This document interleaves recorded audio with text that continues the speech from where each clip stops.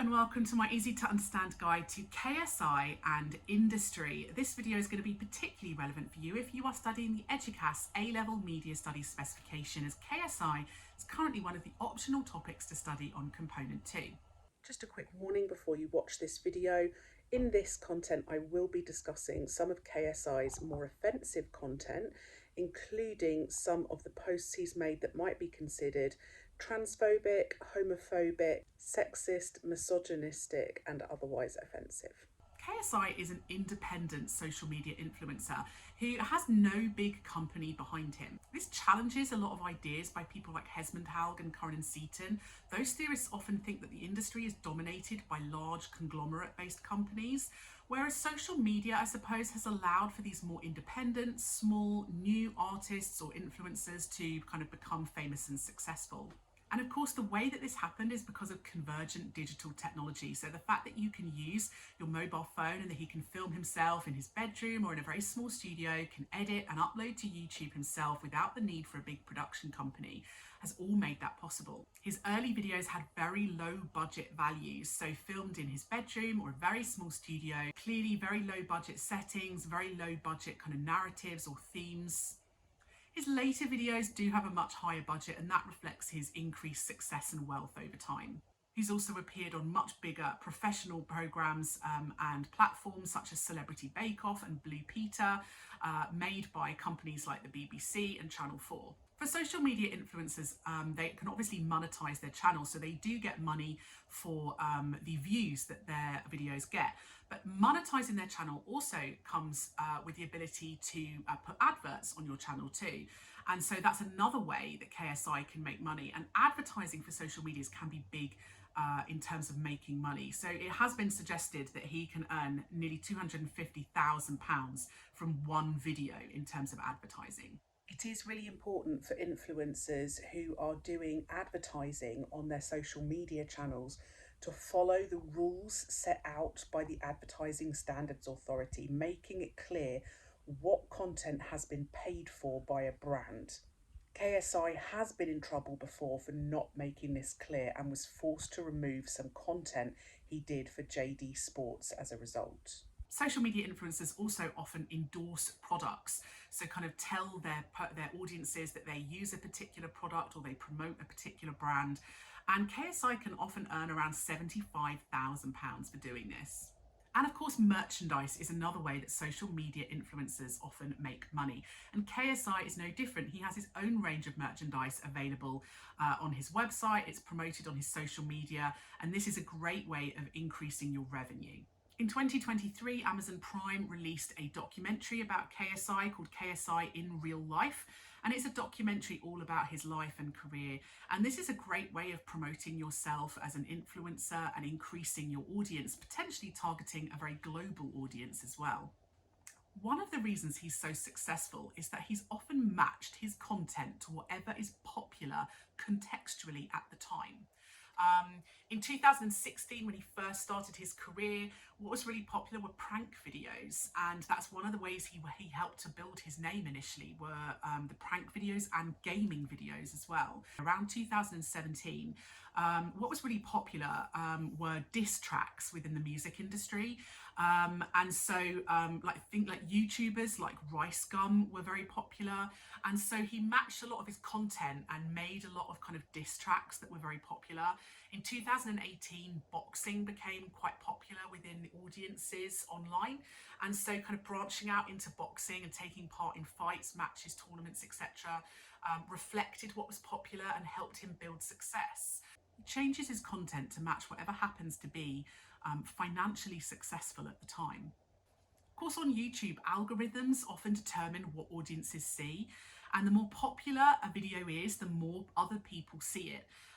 And often the people watch the videos that are more controversial, that are more dramatic. And so algorithms favour videos that have drama and conflict within them. And so KSI and his team know this. So they don't just have, nice chilled out videos with him having fun with his mates. The videos that get the most views and the most shares, the most likes, etc., are the videos with the drama and the conflict. So whether it's diss tracks, whether it is him fighting with Jake Paul, It's those videos, the more dramatic videos, the ones with conflict or violence, they're the ones that are going to get watched more. So it means that he and his team have to favour making videos that are more controversial. It led to a live fight with Joe Weller, and it reflects the fact that political incorrectness or drama or conflict have value on social media. It's what will make you money. Of course, on YouTube, there's a real lack of regulation. People can post stuff and it can be quite offensive, it can be quite violent, it can be quite graphic, and it can be seen by millions of people before YouTube's algorithms detect it. Which means that in the past, some of KSI's content has been quite offensive. There have been misogynistic jokes, homophobic jokes, transphobic jokes, etc. And I think that's because he's creating a particular brand for his audience, but it also reflects the fact that you potentially can get away with stuff more on YouTube. Whereas if this had been somebody creating a career on TV, like a mainstream TV channel, perhaps the TV companies wouldn't have allowed this. And YouTube does, of course, have some rules and regulations, but the fact that he's been able to get away with some of the posts he has made maybe suggests that YouTube's regulations aren't that efficient. He's nothing without controversy. Controversy has been quite a big part of his career. So, for example, in 2012, when he was just 18 years old, he went to a gaming convention. It kind of obviously was very misogynistic, very sexist, sexual assault, particularly for those women who did not consent to this at all. And it caused quite a lot of controversy online, and he actually had to issue an apology.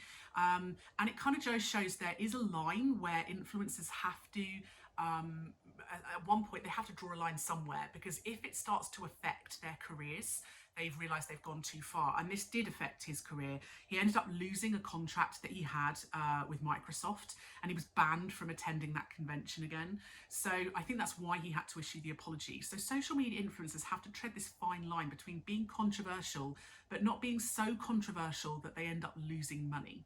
He has taken part in quite a lot of self-regulation over the years. So even though there's not a lot of huge regulation online, he's tamed his own content. And perhaps this is because his audience has matured over time. He has matured over time.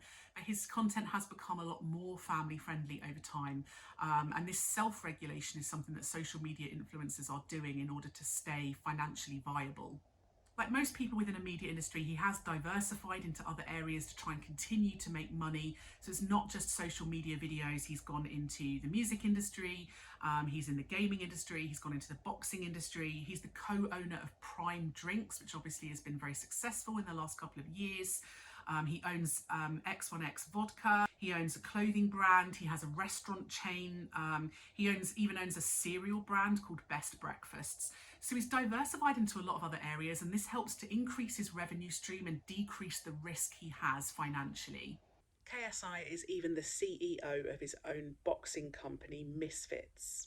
In 2021, he actually launched his own label called The Online Takeover, so kind of showing his increased level of power and success. In 2022, he signed to Atlantic Records and Warner Music, so a much bigger company behind him now for his music career.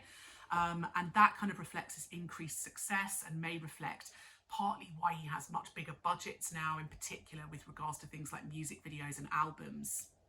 He has promoted himself by appearing at various social media influencer events for YouTube, and this helps him to meet his fans. In 2016, he partnered with Endemol to release games on mobiles called KSI Unleashed, and again, perhaps reflecting this influence and focus on digital convergent technology.